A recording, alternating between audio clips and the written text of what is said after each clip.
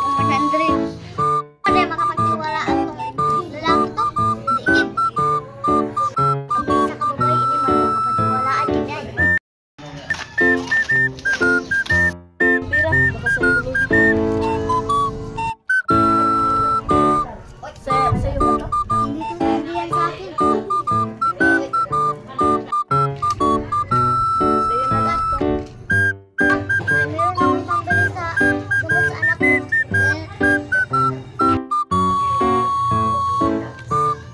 Puntahan pa ako. Mag-apply pa ako ng trabaho. Dito ka lang dito. Sigurado ako makakakuha ka dito sa trabaho. Tigo, mag-a-apply ka ba sa trabaho? Tigo, Opo, bakit? mag-a-apply ka dito, hindi ka matatanggap. Sigurado.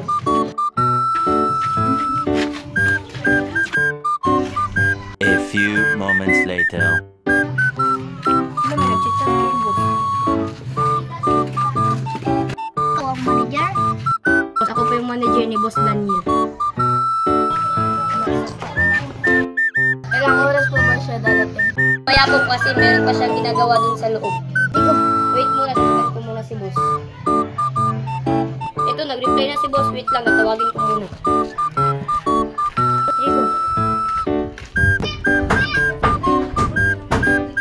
Boss, meron na tumatawag sa inyo. Doon ka na. Sige, papunta na ako dyan. Ikaw.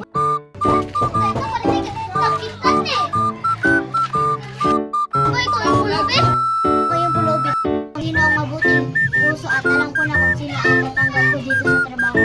Oo, akin yung pero tinatry ko lang sa inyo kung sino ba yung mabuting asal at sikat papatiniwala ang bagong manager. At si Ajeline. Salamat po. Sayang.